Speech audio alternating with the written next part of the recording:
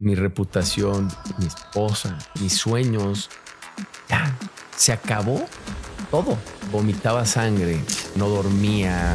Esta vida venimos a hacer, ¿no? O sea, venimos a construir, a crear. Imagínate, si tú puedes lograr que una niña de 11 años se emocione y sea inversionista y vea y empiece a trabajar en su futuro, un infierno que yo tengo mucha empatía a veces con empresarios que viven momentos difíciles y trato de ayudarlos porque yo estuve ahí. Porque no quiero ser emprendedor y otra cosa ser empresario. Y son dos cosas que se pueden conectar, pero son diferentes. Verte al espejo y decirte, I'm a warrior. Güey, I'm a warrior. O sea, yo voy a lograrlo y voy a salir. Y lo que generan de producto de su trabajo, lo que quieren es meterlo en algo que les genere paz, que no les quite tiempo y que les dé fuerza patrimonial a futuro. La vida es poco a poco. No hay overnight success. No hay overnight success. Se va construyendo poco a poco la riqueza. El compound effect es extraordinario y cuando menos piensas ya vas teniendo más. ¿Cómo es posible que la compra más importante de tu vida no puedes decidir cómo sea? En las malas es cuando te conoces. Claro. Esas malas, cuando estás en esas luchas, como dicen, no, pues el que está en una guerra contigo, en tu mismo escuadrón y viviéndolo, pues se genera una amistad brutal, ¿no? Una hermandad.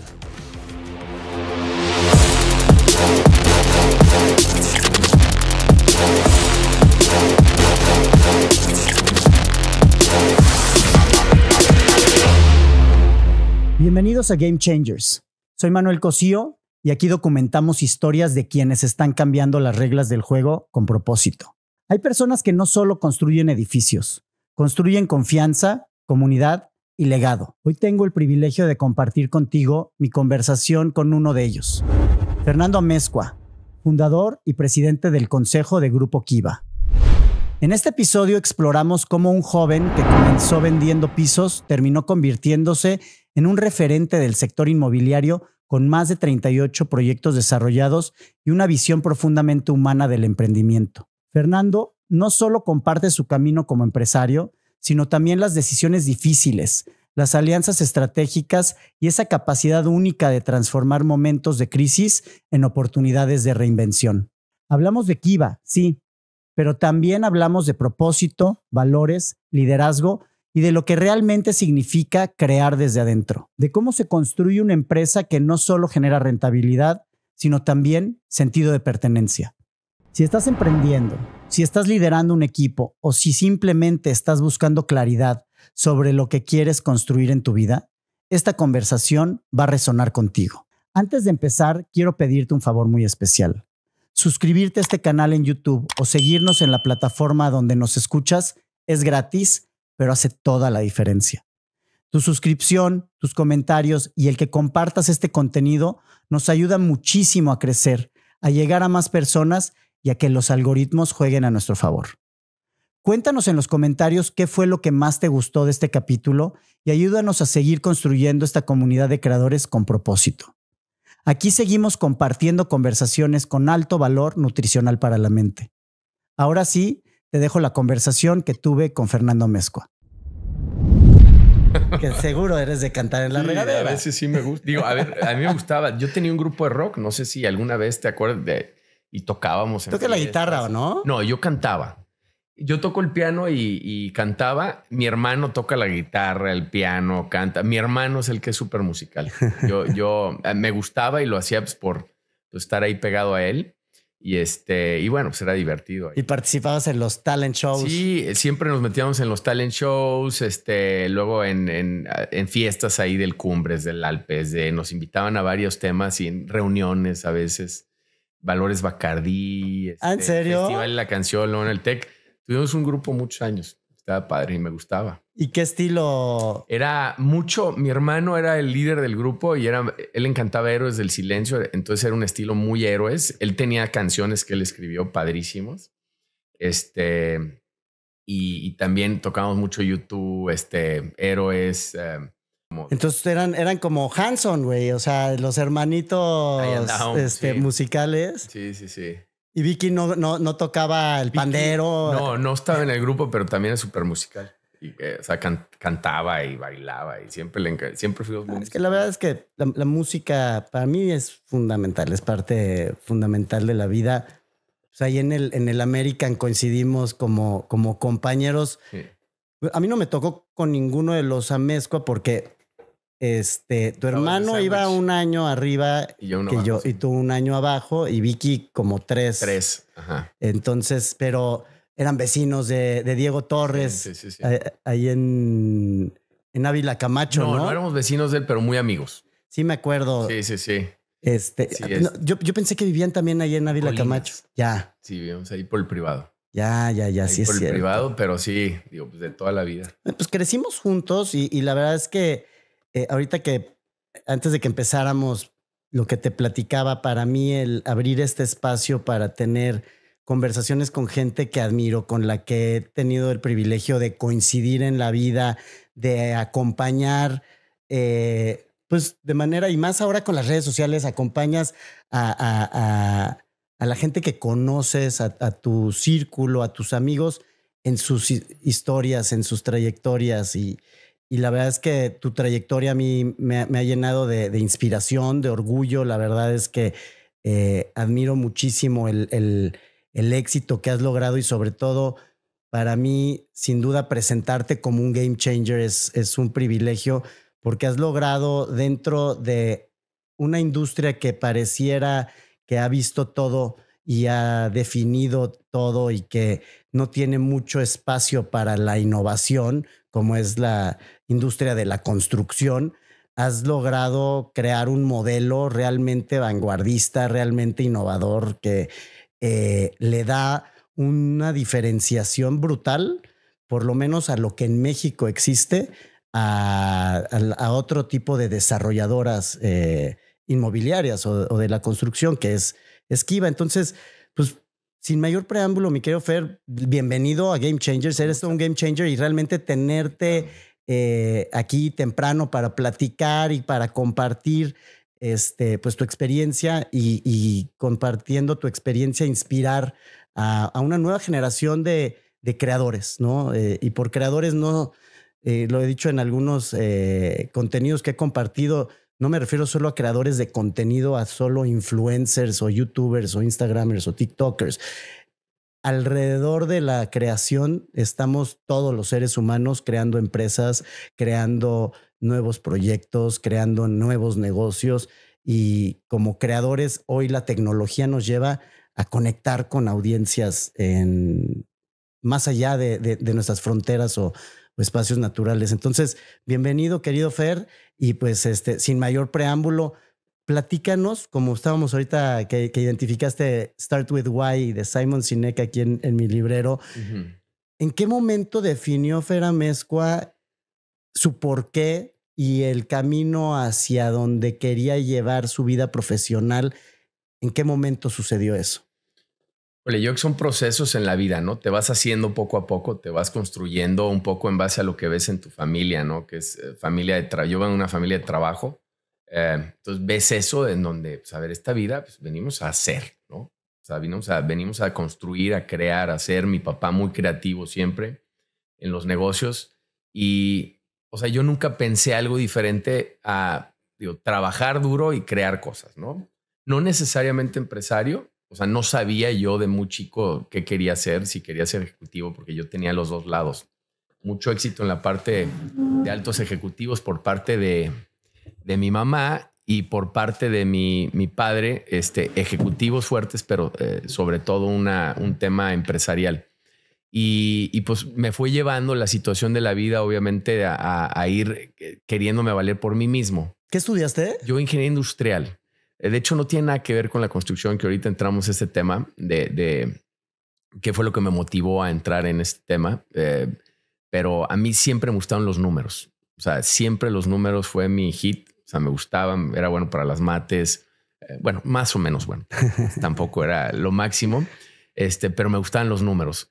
Y me gustan las finanzas. Mi papá de formación, es abogado, pero financiero, y él siempre las finanzas.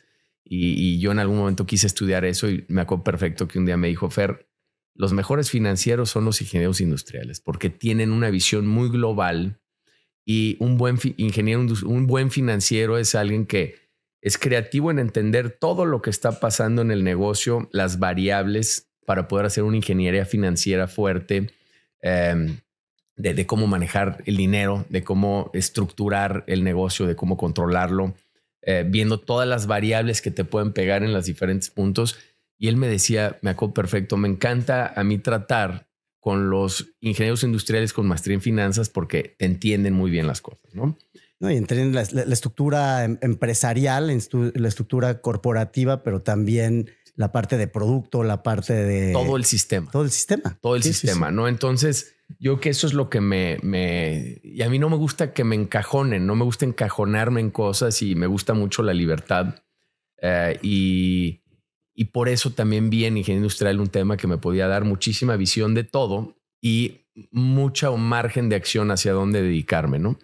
Entro en ingeniería industrial, por ahí, antes de entrar en ingeniería industrial, abro un negocio de mochilas con mi hermano, que le metimos algo de creatividad, que bueno, ahí he platicado algo de esta historia, pero bueno, le metimos, mi hermano entró al tech, una parte a una mochila para poner la laptop adentro, cosa que no se vendían, al menos en Guadalajara. Un sleeve. Un sleeve, digo, es una tontería, la verdad. Nos fue bien, las vendíamos, la gente no las compraba. Para universitarios. Para universitarios no tenía que llevar la mochila, el maletín. De los maletines del laptop. Que ya de compact. De compact, que ya no se usan casi, pero bueno, eso fue muy innovador. Bueno, ya, todo el mundo nos empezó a copiar y no es que nos empezaran a copiar mucho, empezaron a llegar, yo que de Estados Unidos, y ahí ya seguramente ya existía, ¿no? O de China. O de China o de todo, ¿no? Entonces me voy a estudiar a Holanda, regreso. Mis padres se divorcian. Mi padre obviamente tenía su empresa, le iba bien y de repente se complica después del 94. Entonces yo creo que nos hace un poco la necesidad de nosotros valernos por nosotros mismos. Mi padre siempre fue un padre que saber, ahí te va el American, que ahí es donde estudiamos juntos, ahí te va el Tech, ahí te va y hago un esfuerzo con todo lo que te dé algo para que tú seas. Y me acuerdo perfecto, una vez me invitaron mis amigos a Vail y era, yo no te voy a pagar tus rollos para que, o sea, vete a ruidoso, güey. Claro. O vete a, o sea, no. O sea, yo te pago la mejor universidad, te pago todo lo que te vaya. Sí, pero los caprichitos. Caprichitos no. Sí, y me acuerdo que fue una gran enseñanza para mí. Y obviamente eso es el darme todo lo que yo necesitaba para un tema educativo y pero no darme mucho o casi nada para mis caprichos o para mi viaje a Vallarta con amigos, para... Ese te lo tienes que pagar tú. Te lo tienes que pagar tú. Sí, me acuerdo una vez, o sea, bueno, yo no tenía estéreo en mi coche. El pagarte el estéreo era así como ahorrar, ¿no? Y ganar dinero. Para... de esas grandes conquistas que lográbamos, ¿no? De ponerle el buen estéreo. Ponerle el estéreo al coche era lo máximo, ¿no? O ponerle, bueno, o sea, no rines, pero las tapas, ¿no? Al coche o... Las polveras. Las polveras. O sea, esos eran los grandes logros que teníamos nosotros de chavos. ¿Cuál fue tu primer carro? Bueno, esa es una historia. El primer coche que tuvimos mi hermano y yo, mi padre, cuando teníamos como 14 años, nos dijo, a ver, ¿quieren un coche? Porque fuimos al DF y ahí con nuestros primos y les habían dado un Caribe a un primo y íbamos platicando, oye, qué padre, no sé qué, que yo lo quiero esto. Y cuando sea grande, mi papá en la carretera, porque te ibas en carretera al DF y claro. Y era, oye, ¿quieren un coche? ¿Qué edad? No, pues como a los 16, papá. Pues, yo no les voy a dar nada. ¿Sí? Pónganse a ahorrar desde ahorita. ¿No? Entonces, pues ahí íbamos callados, ¿no? El resto de la carretera. ¿De dónde vamos a juntar? Yo tenía 11 años, mi hermano 13 y pues empezamos a hacer cuentas, a ver, ¿no? Pues para comprarnos un coche y cuánto cuesta un Caribe o un Golf o lo que sea, que era como que lo guau, ¿no? En esa época. Y era, no, pues hay que ponernos a trabajar desde ahorita. Y ahí le pedimos trabajo a mi papá. Empezamos a trabajar los veranos y luego siguiente verano y luego de repente algunas tardes. Y desde ahí nunca, o sea, siempre fue una constante de hacer algo para generar dinero y ahorramos dinero. Ahorramos, no sé cuánto será de ahorita, pero entre mi hermano y yo, de mis 11 años a mis 15 más o menos, ahorré 10,000 pesos. Eso es lo que tenía ahorrado. Y siempre para ese objetivo. Para ese objetivo. Y me acuerdo que se los damos a mi papá y le decimos, pues, a ver, ya vamos a buscarles un coche. Yo todavía no podía manejar, mi hermano ya estaba empezando a manejar, pero era para los dos porque era el ahorro de los dos. Y nos lleva ahí en Ávila Camacho sea, mi mamá lo único que le dijo, Ernesto, está bien que los eduque. Y mi papá, y la verdad es que le iba muy bien en ese momento. Fue antes del 94, o sea, y es más, tenía un arrendador que tenía, si algo le sobraba era coches ahí. Y mi mamá, está bien que los quieras educar, nada más no los mates. O sea, comprarles una camioneta. O sea, sí, no los vas a poner ahí en una carcacha, ¿no? Y va y vamos por Ávila Camacho y el primer lugar se para y ve una Wagoneer ahí. Vieja. Dada al cuas. Y nos dice, ¿cuánto cuesta? 20. Va, pongan sus 10,000. Yo les pongo los 10,000. La compra sin revisarla, sin nada. Así como ya, vámonos. Nos las mandan. Y me acuerdo que mi hermano y yo, bueno, compramos Armorol y esto, y tenía los asientos así como explotados, así que con el sol, ¿sabes? Y toda la pintura quemada. Y carcomido. Y carcomido, pero bueno, era nuestro máximo. O sea, la veíamos como algo brutal, ¿no? Y la lavamos como 10 veces. Salimos ahí de nuestra casa hacia Acueducto y agarramos Patria ahí por donde empieza Colomos y se traba el volante. No. Y nos salimos. Íbamos muy despacito, ¿sí? Y pues nos salimos ahí y pues ya, pues no sé. La dirección. Esa fue nuestra experiencia con nuestro primer coche. Fue el estreno. Ese fue el estreno de nuestro primer coche. Obviamente, pues, no sé qué pasó con esa camioneta y ya llega unos días después mi papá con un Jetta. De la arrendadora. Sí, usado. O sea, no tenía como 5 años o algo así o 6, pero wow, o sea, era wow y lo tuvimos y en ese pasábamos por todos nuestros amigos y bueno, tuvimos experiencias extraordinarias. Era un verde así como que nadie quería, pero padrísimo. Pues se volvió icónico. Ahí viene el Jetta verde de los Amezcua. Sí, padrísimo. La verdad es que lo disfrutamos muchísimo, pero bueno, el que nos diera esa necesidad. Esa motivación, ¿no? Yo creo que es una, como dices, de esas grandes enseñanzas que tenemos. Y creo que al final, desde muy joven, tuviste claro que tenías que esforzarte y tenías que hacer complicidad con alguien más, en este caso tu hermano, para lograr un objetivo que era muy concreto y muy palpable. Investigaron, ok, un coche promedio, ¿cuánto vamos a necesitar? Pues 20,000 pesos, pues alcanzaron a juntar 10,000. Costaban 50 o 80, pero... pero vaya... Si se le trababa el volante costaba eso, sí. Pero la intención de lograr ese objetivo allí estaba, la tenían materializado y se esforzaron durante el tiempo que tuvieron que hacerlo y se acabó logrando con la ayuda de alguien más, ¿no? Sí. Pero creo que esa es de las claves en la vida que hoy probablemente tengas identificado. Ya más adelante no fue tener un coche como adolescente, fue tener un éxito empresarial o un éxito económico. ¿Qué fue lo que te motivó en ese momento para decir, a ver, voy a irme por el camino del emprendimiento o voy a irme por el camino de la empresa a nivel empleo? Sí, esa fue una decisión complicada para mí porque después de la crisis del 94, yo veía los empresarios en mi familia con mucho éxito. Y del lado de mi mamá, los ejecutivos, o sea, mi tío era ahí presidente de DuPont Latinoamérica, tenía otro primo ya siendo presidente, que hoy es el presidente a nivel mundial de CEO de Grupo Laval, de Tetra Pak y todo eso, que es brutal el puesto que tiene, que era como lo más cercano que yo tenía. Y luego veías acá los empresarios con el tema del 94, batallándole muchísimo, con mucha presión. Y es en ese entorno es donde yo empiezo a decidir. Y yo me entrenaron en mi casa mucho a ver y inglés y el American y francés. Y siempre estuve en francés y entrénate y el tech y cursos y esto. O sea, como un entrenamiento técnico fuerte. Que pues era un entrenamiento como para ser un buen ejecutivo y me costó trabajo porque me voy a trabajar a DuPont un verano después de que me voy a Holanda a estudiar y allá en DuPont me empiezan a entrenar y había un tema que mi abuelo había sido vicepresidente de la compañía, luego mi abuelo presidente y luego ya como que no había, yo era el último nieto, el último que podía ahí seguir con el legado de la familia. Y ya mi hermano había estado, luego se había ido de la Coca-Cola, mi primo se había ido ahí, luego se fue a Tetra Pak. empezó en DuPont también, entonces ya era el último yo.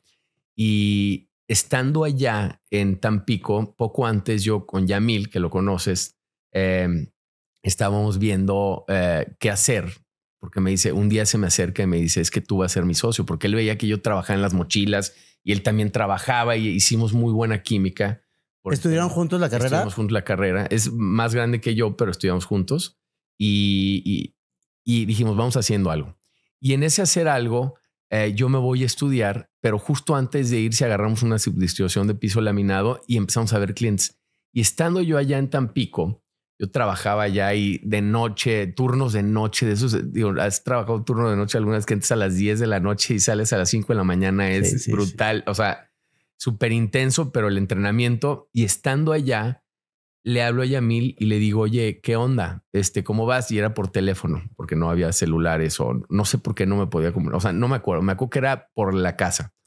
Y me dice, ya vente, güey, los clientes que me presentaste y todo, ya los cerré, no sé qué. No, pues ya me fui a DuPont, les dije, gracias por el entrenamiento, ya me voy de regreso. Me regreso y empezamos a vender el piso laminado. A Guadalajara. A Guadalajara. Yo nomás iba el verano, ¿no? Y ahí empezó el grupo. O sea, si lo vemos, ¿cuál fue el momento? O sea, donde empieza todo fue ahí, en donde teníamos esta subdistribución, comprábamos el piso, o sea, nos daban el anticipo, compramos el piso, nos los entregaban, lo instalábamos y nos quedamos, pagamos instalación, nos quedamos con el margen. Y me regreso a Guadalajara y así empieza. Piso laminado. Piso laminado. Y ahí empieza el tema de qué hacemos, qué más, qué esto, qué el otro. Oye, hay que abrir una inmobiliaria. Y me acuerdo que nos trajimos unas señoras, empezamos a abrir una inmobiliaria. Oye, vamos construyendo. Y empezamos pero no tenemos dinero, vamos haciendo planes de inversión. Entonces ahí entra el tema financiero, que me encantaba. A ver cómo hacemos el tema financiero. Hicimos corridas para inversionistas y empezamos a hacer casas. Y ahí empezamos a tomar inversionistas, que fue el primer momento que empezamos a hacer eso, con algunos pocos que empezaron al principio, y empezamos a hacer 5 casas, luego 10 casas, y bueno, fue muchísimos años en donde crecimos mucho y lo que logramos fue tener muchos inversionistas que lo que querían era, te querían seguridad. ¿Por qué? Porque lo que mucha gente hace es, yo me dedico, no sé, por decir, soy doctor, tengo una fábrica de zapatos, tengo una fábrica de plásticos, tenemos inversionistas que se dedican a todo tipo de giros y lo que generan de producto de su trabajo, lo que quieren es meterlo en algo que les genere paz, que no les quite tiempo y que les dé fuerza patrimonial a futuro, ¿no? Sí, que sea algo lo más seguro posible. Lo más seguro. Y por eso mucha gente busca el tema inmobiliario. Sí, porque es a lo que nos educaron, ¿no? O sea, que no hay nada más seguro que la tierra, ¿no? Sí, pues no va a desaparecer. Ahí está, son ladrillos, es un activo real. Y empezamos a hacer estos proyectos para generarles rendimientos, pero eran proyectos de entrar y salir. Ya. Entonces, invierte y sal, invierte y sal. Y otra vez, ¿no? Vuélvete a meter a la mesa de juego, vuelves a hacer, comprar terrenos y que el mercado te dé. Era proyecto por proyecto. Proyecto por proyecto y era entrar y salir, entrar y salir, entrar y salir y volvían y al principio hacían una casa, después 2, los iban y teníamos inversiones que empezaron con 1 y media y iban, o sea, volviendo a invertir el dinero y iban a hacerlo 5, 6, 7 y así se iba, ¿no? ¿Y cuántas casas llegó a construir Fer Amezcua bajo ese esquema? 3,000 y tantas casas hicimos. O sea, fueron 15 años Fueron 15 años. 15 años, sí. Nos llegamos, hicimos vivienda durante 15 años con una marca Aico y Ambient, que era en Casa al Gusto, que fue también un giro donde le metimos creatividad e innovación a la industria de hacer Casa al Gusto. Y fueron muchas, ¿no? Además, ese negocio de Casa al Gusto muy complicado financieramente porque eran casa al gusto de alguien específico en donde los tiempos de obra se podían ir bastante porque había cambios y el cliente y cámbiame esto y todo. Y pero el cliente era el comprador de la casa. El comprador de la casa. Y el comprador de la casa podía especificar todo. Entonces era demasiado flexible eso. Entonces el cliente, o sea, el que financiaba la construcción de esa casa. Nosotros. ¿Y en qué momento te la compraba o se la vendías a través de crédito hipotecario? La única diferencia es que tú puedes hacer o sea, tú, si no tienes el dinero para hacer la casa cash, tú tienes que comprar una casa hecha y usar un crédito. O hay esquemas de crédito construcción, pero tienes que tener el terreno pagado, pagar algo de dinero y te dan crédito para construir. Pero la mayoría de la gente, el 85% del mercado te paga el puro enganche. Pues tiene para el puro enganche. Y ¿qué pasa? Esa gente no puede tener una casa al gusto. Tienes que ir y buscar una casa que ya existe. Que ya exista. Pero esa casa pues, es al gusto de alguien más. Sí, es un proyecto en donde, a ver, hay 30 casas y escoges iguales o lo que sea, pero es para que embone. Entonces nosotros, nuestra esencia o nuestro propósito de esa empresa era ¿cómo es posible que la compra más importante de tu vida no puedes decidir cómo sea? Y tienes que comprar algo ya hecho que alguien más lo decidió. Cuando vas a estar pagando 15, 20 años mes a mes a mes, algo que no está a tu entera satisfacción, que no es como tú la hubieras hecho. Entonces, ¿por qué no le damos? Sí, tienes que adaptar tu gusto a las casas que están disponibles en el mercado. Exactamente. Entonces dijimos, ¿por qué no hacemos un producto en donde que nos den el enganche? O sea, escojan qué terreno les gusta. O sea, que hagan todo lo que haría alguien que tiene la lana. O sea, al final les das dentro de un universo de opciones, sí. ¿No? A ver, están estos terrenos disponibles con estos modelos preestablecidos de casas, tampoco pueden llegar con caprichos. Es que así fue el tema, eran caprichos. Era, ¿qué terreno hay a la venta? Nosotros lo compramos por ti. Nosotros hacemos la construcción por ti. O sea, teníamos como 9 arquitectos en la oficina. Siéntate con el arquitecto, platica con él. Como tú la quieras. Yeah. Sí había ciertos rangos que le metimos. A ver, tanta piedra puedes poner, si es más, o sea, y así. O sea, poníamos como ciertos rangos de ciertas cosas por el costeo. Sí, en acabados, En acabados, y te la hago como tú la quieras. Y me pagas nada más el enganche, te la construyo y al final me la pagas con el crédito. Okay. Así fue. ¿Sí? Entonces fue un boom. ¿Por qué? Porque el propósito era poderle brindar ese sueño de que tuvieran la casa a su gusto. El tema es que financieramente era complicadísimo y operativamente. Muchísimas variables. Muchísimas variables. Se te iban los costos porque y de repente el cliente decía, no. A ver, yo ya no me gustó esto y cámbiame toda la cocina. Oye, te va a costar. Sí, no me importa, pero eran 2 meses más de obra, 3. Costo financiero se te iba. Entonces le dabas mucho poder al cliente de decisión.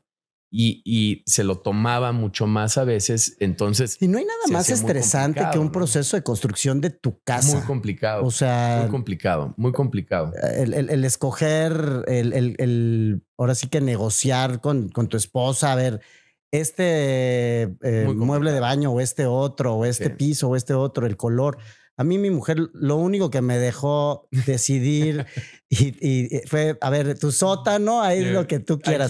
El resto de la casa la diseñó mi mujer y ella sí pasa, es todo un proceso. La manda más. Y bueno, pues eso fue muchos años, fue un proceso muy padre. Obviamente lo que nos pegó muy duro fue en la crisis del 2008 porque cuando se cancelan, o sea, se nos cancelaron el 55% de las casas porque de nuestros clientes era, perdí mi chamba. Oye, me pasó esto. Oye. Pero por ejemplo, ahí el riesgo. Quédate con casa al gusto muy específico.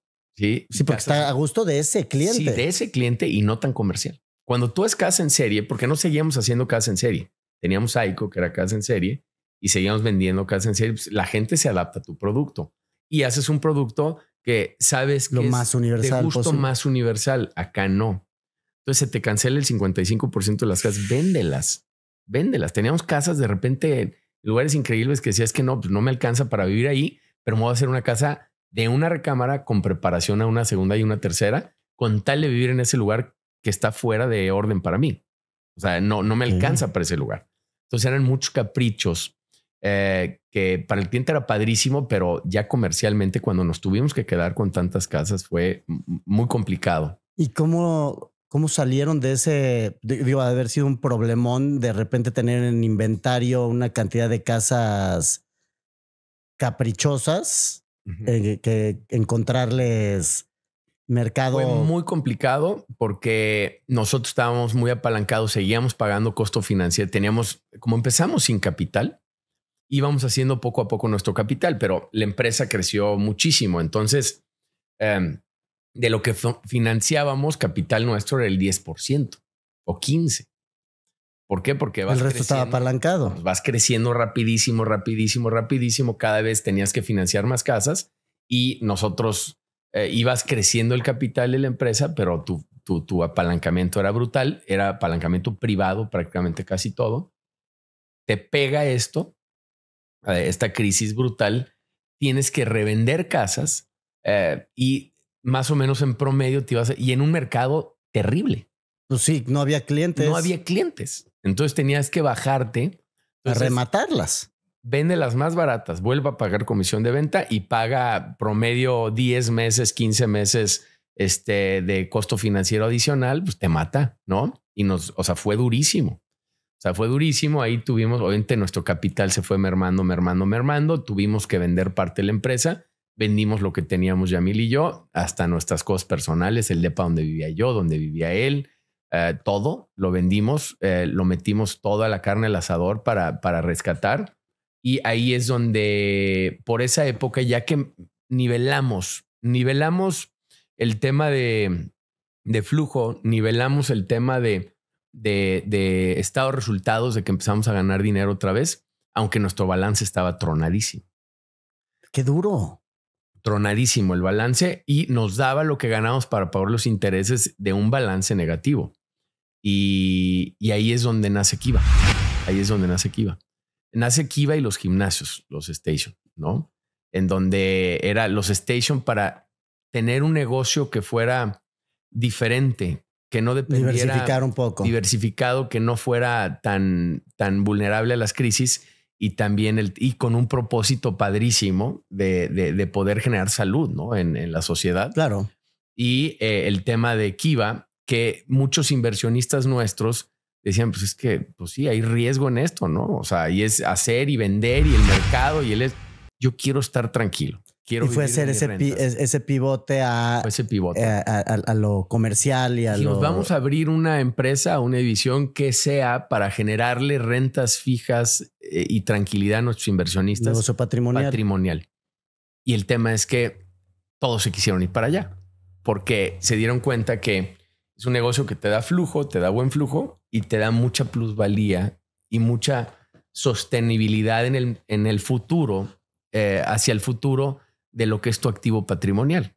Y acá es otra vez, es otro negocio. Lo que nos dice es que yo ya tengo mi negocio, ya tengo mis riesgos, ya tengo todo. Y el hacer una casa y venderla, más o menos traías una TIR de un 18%, 21%, 22% si te iba bien. Si te tardabas 2, 3 años, se pudiera el 13, 14 la TIR, con un márgenes, échale que entre el 20 y 25. Y de repente acá en el tema de renta patrimonial comercial, que es donde arrancamos, pues traes un 8 de cap, más o menos 9, más inflación, porque se inflacionan los contratos y traes un 13, 14 en la bolsa, más plusvalía arriba de inflación. Y traigo un 17 a 22%. Tranquilo. Que la plusvalía no se realiza hasta que se llega a vender el activo, ¿no? O cómo lo contabilizas o cómo lo consideras. Mira, parte eso que acabas de decir es la principal discusión con algunos inversionistas. Dicen, es que la plusvalía no se capitaliza hasta que no vendes. La plusvalía se empuja por la inflación, ¿sí? Y por obviamente lo que pasa en el mercado en la zona, y de repente aumentan los costos de construcción, cosas que pasan en el entorno, y va subiendo de precio. Y esa subida de precio te empuja tus precios de renta para arriba. Ok, claro.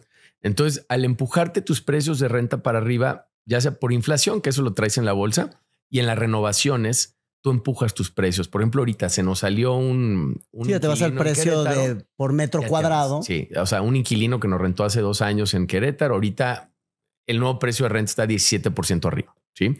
Ahí estás capitalizando sobre la plusvalía. Sobre la plusvalía. Entonces, ¿qué pasa? Automáticamente, ¿qué va a pasar con ese inmueble? Ya vale 17% más de enero ahorita. Claro. ¿Por qué? Porque ya capitaliza esa plusvalía, porque la estás capitalizando en los flujos de renta que vas teniendo a futuro. El problema es que no puedes capitalizar la plusvalía en muchos desarrollos en tiempo real. Te tienes que esperar a las renovaciones. Claro. O sea, se ajusta en la renovación y capitalizas la plusvalía porque tienes más flujo, Entonces, pues, tu inmueble vale más naturalmente porque no vale lo mismo algo que te paga 200,000 pesos, algo que te paga 300,000. Cuando te pagan por porcentaje de venta, que tenemos muchos inquilinos que esa plusvalía sí se capitaliza mensual. ¿Sí? Por el rendimiento del negocio de tu cliente, de tu inquilino. Exactamente. Entonces, sí, una señora inversionista nuestra. No lo había visto así, qué interesante. Que es súper inteligente. Es una señora ya muy grande que me ha dado grandes lecciones de esto porque le encantan los bienes inmuebles. Tiene muchas rentas con nosotros y también ella. Una vez le digo, oye, señora, acaba de comprarnos ahí un inmueble y 7 millones que se lo compran en 13 millones. ¿Y para qué lo quiero vender? No, pues para que le ganaría casi el doble. Me dice, no, mijito, yo ya le gané el doble. Yo ya sé que me lo compran en eso, yo ya sé que vale eso, pero por ese dinero yo volvería a comprar, o sea, por lo que me quieren dar, yo estaría dispuesta a comprar otra vez eso que tengo. ¿Sí? Claro. Entonces, no hay nada mejor que haya allá afuera no por ese dinero. O sea, es muy raro. Nuestras inversiones menos del 3% revende. Es muy, muy.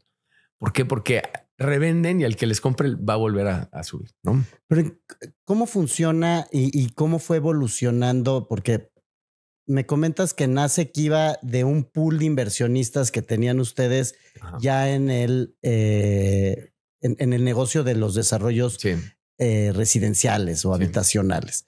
Y en ese momento buscan ante esta crisis y resolver. Y necesidades de ellos mismos. No, o sea, pero pues a ver, si acá no estoy teniendo los rendimientos para mis inversionistas por toda esta circunstancia y un inventario complicado, pues vamos a buscar otras oportunidades y ahí viene este pivote a lo comercial. ¿Cuál fue la primera plaza o el primer proyecto? Plaza La Rioja. La Rioja allá en Valle Real. No, La Rioja hacia Santa Anita. Ya. Son 53 locales ahí. Compramos el terreno. Ahí a Jaime Flores, que él es el director de G&G y hoy es nuestro director corporativo y socio. Es fregonazo. Ahí con él negocié y luego las cosas de la vida 2 años después termina acá con nosotros en Kiva y hicimos esa plaza. Se le enseñamos a nuestros inversionistas que teníamos y en 15 días se la tragaron, 15, 20 días. O sea, era el terreno y el proyecto lo hicieron internamente. Hicimos un proyecto con un arquitecto que tenía experiencia en tema comercial. Empezamos a hablar con algunas marcas. Ya había algunas marcas que estaban interesadas en el proyecto. Benavides ya está interesada, Banregio, ya había algunas marcas que estaban listas. Salimos a la venta y de volada nuestras inversiones lo quisieron. Así fue como empieza Kiva y también fue una necesidad de hacer un negocio que requiriera mucho menos apalancamiento.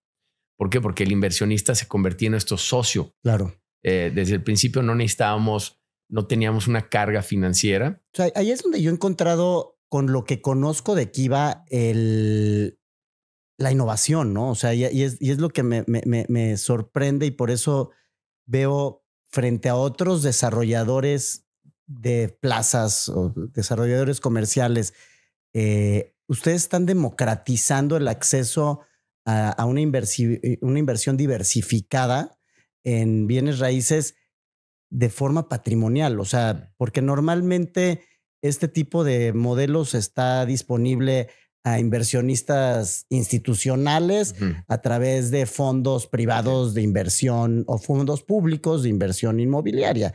Pero ustedes están entrando a ofrecerle, ahorita decías, salimos a la venta. Salen a la venta con un proyecto, llámese La Rioja, con estas características, estos interesados. ¿Qué es lo que les vendes a tus clientes, a tus inversionistas? Tenemos proyectos en diferentes etapas, pero lo que nosotros vendemos es una participación accionaria. Es una participación, es un porcentaje. O sea, se llama pool el tema, pero en realidad es un porcentaje del fideicomiso. Ok. Eso es lo que es. Y lo único que hacemos es, o sea, proyectos muy grandes, con muy buenas marcas, muy resilientes, en muy buenas ubicaciones. Son proyectos que te cuestan 300, 800, 1,000 y tantos millones de pesos que difícilmente un inversionista como nosotros de pie puede entrarle, ¿no? Entonces dices, ¿cómo podemos hacer un tema de inversión colaborativa en donde entre todos podamos tener un inmueble así, porque nadie nos invitó a invertir en Andares, nadie nos invitó a, o sea, no está abierto al público la mayoría de esos grandes proyectos inmobiliarios. ¿Cómo lo podemos democratizar? Y empezamos a hacer el tema empezamos vendiendo por locales al principio, cosa que hoy, desde hace ya como 6, 7 años ya no hacemos.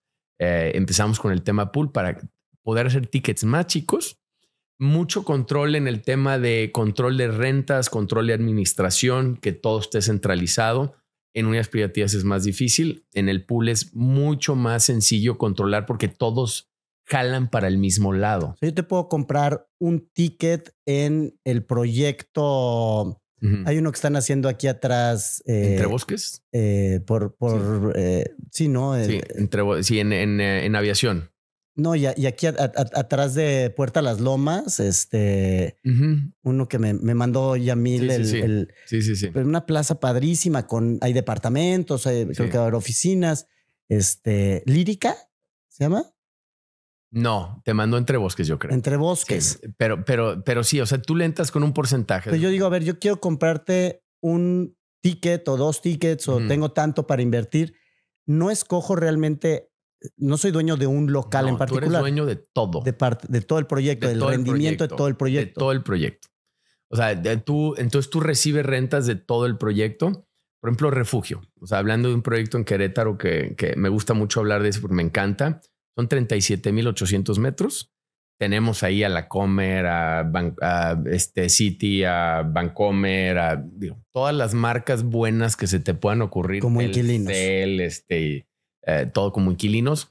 Tú eres dueño de todo. Es un terreno que ahí podemos construir cerca de 65,000 metros y me parece que tenemos construidos como 30,000. Entonces tú eres dueño de todo el inmueble, se controla centralmente, o sea, de una manera centralizada la renta. Se cobra la renta y el porcentaje que te depositan. Y tienes diversificación en las oficinas, en lo comercial. Guardabox nos ha buscado y quiero poner un guardabox ahí. Eventualmente seguramente pondremos uno. Nos sobra espacio para construir y todo eso que vaya pasando te va ayudando a ti. Si eso fuera una unidad privativa, tú dependes de un local, de un inquilino. Luego se andan peleando ahí entre los dueños de los locales porque no, yo no voy a pagar el elevador porque pues, yo estoy en planta baja y no quiero pagar, ¿no? Yo no quiero, pasa. Oye, ¿por qué vamos a pagar más cuota de mantenimiento los de abajo que los de arriba? No, que sea pareja, ¿no? Oye, pero es que yo cobro menos arriba. No, son en 1000 temas que puedo durar aquí. No, y así hemos visto muchas plazas caer, o sea, ¿no? Pabellón o... Exactamente. ¿no? O sea, que hay muchos dueños y ponlos de acuerdo a los dueños. Imposible. Cada uno piensa diferente, está viendo para llevar agua a su molino. Entonces, este tema del pool depende tu flujo, no de un solo inquilino. Entonces, tienes muchísima seguridad de tus flujos y puedes ir escalando en muchas cosas de capitalizar el proyecto, porque, por ejemplo, hay esos casi 30,000 metros que tenemos adicionales que podemos hacer en ese proyecto. Eventualmente se van a poder hacer. Yo siempre pongo el ejemplo de Plaza México. ¿Cuánto valdrá ese terreno? Es impresionante. Impresionante lo que vale ese terreno. Imagínate lo que podrías hacer ahorita. Y ahí todos son dueños. Si son unidades privativas, nunca se van a poner de acuerdo. Y luego ya era el abuelo, y luego los hijos, y luego... Entonces, ¿qué pasa? Complicadísimo. Y la verdad es que te da una tristeza pasar por ahí porque dices, imagínate si esto hubiera sido un pool. O sea, ahorita ya lo hubieran aportado para hacer 2 hoteles, 10 torres de departamentos, un centro comercial. Olvídate. Sí, el otro día pasé y ya estaban demoliendo el Vips que estaba ahí en la esquina. Pero ese Vips es de alguien. Es de alguien que ya logró vendérselo a alguien. Pues quién sabe qué van a hacer, pero imagínate lo que vale ese terreno, Plaza Bonita. Entonces, o sea, lo que puedes hacer ahí hoy, lo que puedes construir es brutal. Entonces, no capitalizas esa plusvalía, esa fortaleza que tiene una ubicación a través de los años y en el pool sí. A ver, y para el inversionista que está considerando invertir en bienes raíces y que está buscando diversificarse y decir, ok, yo tengo este capital, tengo 3 millones, 5 millones, 10 millones de pesos. ¿Desde qué ticket o qué tipo de inversionista tiene acceso a este vehículo? Ok, directamente con nosotros tenemos tickets los más bajos desde 900 y tantos. Promedio muchos de 2 millones en varios proyectos. No siempre lo que le decimos al inversionista, si alguien llega así con 10, nos les decimos diversifícate. Dentro de nuestros mismos proyectos, métete a un proyecto en Querétaro mixto, métete uno comercial aquí en Guadalajara, alguno que ya está terminado, que ya esté 100% rentado, uno en preventa. Tú les armas un portafolio dentro de los que más colocamos es portafolios. Cada inversión es independiente, entonces puedes decidir vender uno u otro o parte de uno u otro. O sea, es muy flexible, pero lo mejor es tener un portafolio porque cada proyecto tiene sus tiempos. Por ejemplo, el año pasado, el Terrón, el que tenemos por el aeropuerto, que está el Hotel Avid y el Kentucky y todo. Imagínate lo que plusvalizó el año pasado por el tema del aeropuerto, y lo que va a plusvalizar este año, porque en diciembre creo que arrancan la Terminal 2, olvídate, ¿no? Y Guardabox decidió meterse en nuestra azotea, que no valía nada la azotea y de repente vale, ¿no? Entonces fue como, wow, ese proyecto el año pasado. Pero si estás diversificado, o sea, pasan cosas de repente en proyectos que no te esperabas. Por ejemplo, en la Novena México, las rentas en oficinas, las oficinas están muy hot ahorita, subieron muchísimo las rentas, ¿no? O Entre Bosques, ¿no? Que se va a terminar este año. Entonces agarras en diferentes proyectos y tienes mucho más certeza de tu inversión porque está diversificado. Entonces eso es lo que nos siempre le sugerimos a nuestras inversiones, que se diversifiquen. Pues es que, a ver, la diversificación es lo que llaman Ray Dalio y Tony Robbins el Holy Grail of Investing. Tuve la oportunidad de estar ahora en febrero en el Platinum Finance de Tony Robbins en Whistler, y estuvieron 22 speakers del mundo de las finanzas y todos te dicen diversifícate, ¿no? O sea, al final, si tú estás entre 12 a 15 vehículos de inversión no correlacionados con tu patrimonio diversificado, no hay crisis, no hay momento de turbulencia, no hay invierno que te vaya a derrumbar, ¿no? Porque pues si tienes, ahorita a mí me pasó, y mi reacción después de lo que aprendí ahí con todo turbulencia alrededor de las tarifas de Trump, pues en la bolsa hubo un mega golpe, ¿no? Sí. Y ahorita ya se recuperó. O sea, si en ese momento te apanicas o me hubiera panicado y vendes, pues tienes que realizar esas pérdidas. Sí. Pero en el tema de la diversificación, en el tema de la educación financiera, Fer, es donde yo he visto que en México y en Latinoamérica hay estamos muy atrasados en cuanto a la información, a la educación y lo que tenemos a nuestro alcance. O sea, se entiende, tú quieres llegar a invertir, tienes a lo mejor 100 mil pesos, 200 mil pesos disponibles para invertir. Y la idea es que tienes que ser ya millonario para tener acceso a vehículos de inversión y de vehículos diversificados. Y te quieres sentar con los de banca patrimonial de Banamex y es como inalcanzable. O sea, creo que hoy ya estamos en ese punto. ¿Qué es lo que están haciendo ustedes? Sí, por ejemplo, nosotros dijimos, a ver, democraticemos inversiones de 200 millones de pesos o 500 millones de pesos para que puedan ser de 2, 3, 1, ¿no? Claro. El tema es que ahí no está la masa de la gente. Decimos, es que esto...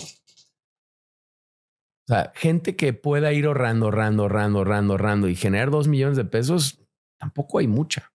Hay gente que puede pagar mensualidades o tener menos, pero tampoco es una base en porcentaje tan grande. O sea, para invertir en Kiva, en el ticket más barato, necesitas tener el dinero. Sí, 1 millón de pesos o 2 millones de pesos. No puedes entrar apalancado. No, entonces por eso nosotros ya desde hace como 4 años hicimos una alianza con Brick, y a través de Brick puedes hacer inversiones menores, y acabamos de firmar una alianza con 100 ladrillos. 100 ladrillos, lo estaba leyendo. Para que nuestro mismo producto pueda democratizarse aún más. Bueno, ayer en la noche, mi hija cumplió 11 años hace 2 semanas. Papá tiene sus ahorros, todo lo ahorra. Bueno, los 3 salieron ahorradores y papá, es que quiero invertir para empezar a ganar dinero y tener un ahorro. Ya le abrí su cuenta ayer en 100 ladrillos y ya compró ya tiene su primera inversión inmobiliaria. Qué belleza. O sea, de 11 años, está emocionadísima. Me va a querer que me meta cada semana a ver. A estar viendo los rendimientos. Viendo los rendimientos y todo. Entonces, o sea, obviamente no lo pude hacer a nombre de ella porque no, porque es menor. Es menor, no puede, pero ya está emocionadísima, ya están los otros dos que también. Entonces, imagínate, si tú puedes lograr que una niña de 11 años se emocione y sea inversionista y vea y empiece a trabajar en su futuro, porque eso que compró ahorita, o sea, me decía, es que papá, ¿cuánto va a vender? Va a valer. Le dije, mira, hice un cálculo. Le dije, mira, más o menos invirtió 20,000, ¿no? Que eran sus ahorros. Le digo, mira, más o menos cuando tengas unos 22 años vas a tener 70,000. Qué maravilla. 80,000, ¿no? Y se le hicieron los ojos enormes. No, bueno, no, sí. O sea, wow. Y eso, ¿no?, es si dejas de invertir. O sea, si sigues invirtiendo, o sea, si sigues ahorrando y eso lo sigues invirtiendo. Ya empezó. Ya empezó. Otra vez, está bien, pero dame mi domingo, no me lo diste el domingo. A ver, yo aprendí apenas a mis 45 años a trabajar con mi tía en su kinder. El interés compuesto, Fer. O sea, a ver, estudiamos en la misma escuela. Sí. Yo estudié Derecho, tú estudiaste Ingeniería Industrial, pero al final tuvimos acceso más o menos al mismo tipo de información y de educación y preparación para la vida. Yo le decía a mi papá en enero, después de tomar este curso de Tony Robbins, le dije, ¿por qué no me habías platicado este cuate antes? Porque hay información que si yo hubiera aplicado hace 20 años, ¿no? Deja tú de niño, hace 20 años lo que ahorita tendría. Entonces, el hubiera no existe, pero este tipo de información, de oportunidades que tú con tus hijos estás implementando porque tu papá lo hizo contigo en su momento, quieren su coche, búscate un socio. En tu caso, pues tu socio fue Ernesto para buscar tener ese primer objetivo que fue su coche, ¿no? Pero ahorita tú con tu hija le estás diciendo, a ver, ¿quieres ver tu dinero crecer? El dinero crece. Sí, crece. Si lo pones en el lugar adecuado.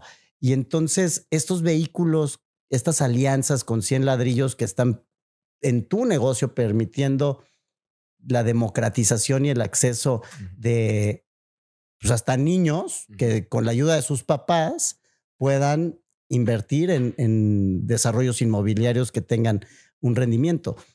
Ahí me parece que es una gran área de oportunidad que tiene además un factor humano súper admirable. Sí, y hemos trabajado muchísimo en eso. O sea, yo un poquito mi función en la empresa, yo no opero en el grupo, estoy más en el corporativo y una de las principales temas es la creatividad.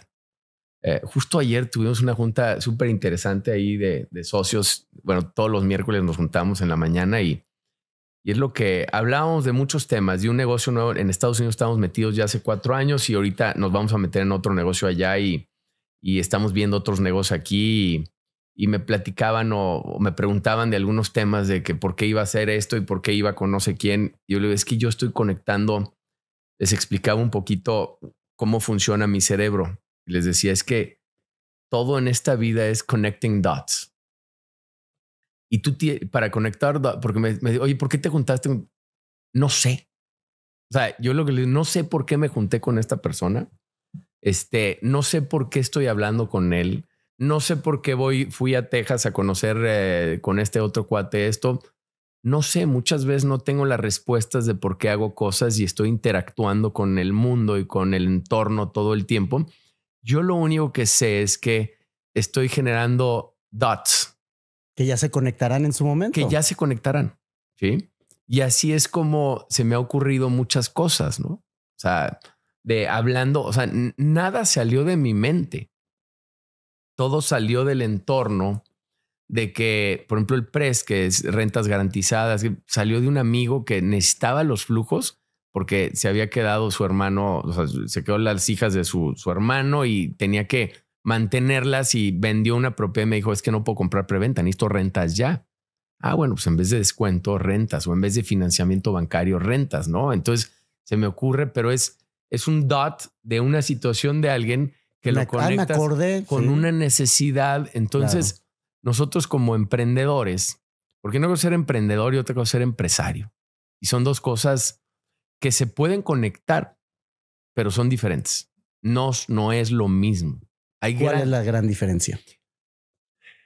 Un empresario es aquel que maneja una empresa un buen empresario maneja una empresa de forma eficiente, tiene liderazgo para hacerlo, hace los equipos necesarios empuja que pasen las cosas. Sí se le pueden ocurrir cosas, pero un emprendedor es el creativo que está conectando dots, que se le están ocurriendo cosas y a veces hay muy buenos emprendedores que son muy malos empresarios y hay muy buenos empresarios que no se les ocurre. No son emprendedores. No son emprendedores, no se les ocurre nada. Es más, no podrían hacer otra empresa. El emprendimiento está más vinculado a la creatividad. Sí, el emprendimiento está mucho más vinculado a la creatividad y poder reconstruirte, poder hacer otra empresa y de repente decir, ya tengo.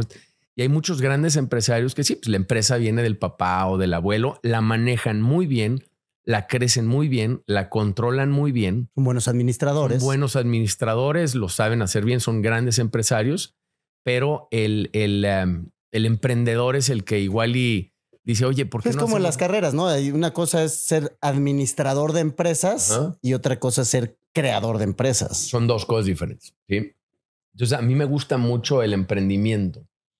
O sea, yo el tema de lograr ser un empresario aceptable es la capacidad que he tenido de juntarme con equipos extraordinarios y mis socios, o sea, Diego Higareda, Yamil Pérez, que lo conoces, Jaime Flores, Franco Guerra. Han armado un gran equipo. Sí. O sea, Alfonso González, José Luis Cadena. O sea, tengo en los gimnasios Francisco Ramírez, que es nuestro socio en los gyms, que es una chulada que algún día te lo voy a presentar. Él tiene una historia brutal. O sea, son grandes personas, grandes, o sea, gente que hace las cosas muy bien, que tiene mucha técnica, práctica. Yo sin ellos no podría hacer absolutamente nada. Y apasionados, ¿no? Porque al final... Apasionados, con los mismos valores. O sea, la verdad es que es padrísimo. O sea, a veces nuestras juntas son muy intensas, complejas, pero se ponen padrísimas, nos adoramos. Pero como ayer decía Diego, ¿no? Es que si estamos de acuerdo en todos, entonces sobra alguien, qué ¿no? Flojera, claro. Qué flojera y está muy padre como... o sea, justo ayer un director que tenemos en la empresa entró a una junta con nosotros y estuvimos discutiendo un tema de un nuevo negocio que nos están invitando. Y bueno, o sea, me agarra saliendo, me dice, wow, sí, por favor invítenme a esas juntas. ¿Sabe? ¿Cómo piensa uno? ¿Cómo le llega por el otro lado? A ver, es que no está dentro de nuestro propósito, o sea, mucho del propósito, ¿no? Sí podemos ganar mucha lana, sí, o sea, esa fue la conclusión. Sí podemos ganar mucha lana muy rápido, pero no está dentro de nuestro propósito. Bueno, nos puedes distraer de nuestro core, No creemos en el producto. O sea, ese fue Entonces, como no creemos en el producto, sabemos que lo podemos vender muy bien, sabemos que la gente nos los va a comprar muy bien, pero no creemos en el producto. Entonces, no va. No va. Sí, aunque puede ser muy fácil, muy rápido. No va. No. Cuéntame más de esas juntas, Fer. A ver, porque al final el saber hacer equipo, el juntarte con la gente que está alineada a tus principios, a tus valores, a tu visión, a tu propósito y hacer equipo y ir conectando los dots también en el armar el equipo, sí, ¿no? Sí. Pero ya teniendo un grupo de empresas con el nivel de relevancia y éxito que tiene las empresas dentro del grupo, con un equipo multidisciplinario que se balancea también como el grupo de socios que tienes. ¿Cómo es la dinámica para cada una de estas reuniones? ¿Qué se vale? ¿Cómo se preparan? ¿Qué no se vale en estas juntas? ¿Cuánto duran? Porque también pues este tipo de juntas son creativas, son de resultados. ¿Cuál es la dinámica de una junta de este tipo? Híjole, nos tenemos gobierno corporativo y está a diferente nivel. Nos tenemos me voy de arriba para abajo. Nos tenemos un consejo en donde nos reunimos cada 2 meses, en donde tenemos consejeros independientes de muy buen nivel. O sea, tenemos a Sergio Fonseca que viene del DF y tenemos otros 2, otro de Querétaro y que viene con mucha experiencia en nuestro tema y otro que es más de compliance, de auditoría y nos juntamos cada 2 meses. Se preparan las reuniones, vemos resultados y empezamos a ver temas. Oye, que esta inversión, que traemos esta estrategia y las empezamos a discutir y es a un nivel muy corporativo obviamente lo que llevamos al consejo ya lo platicamos mucho antes y muchas veces tenemos dudas y queremos que el consejo como que nos diga si vamos por un buen camino o no.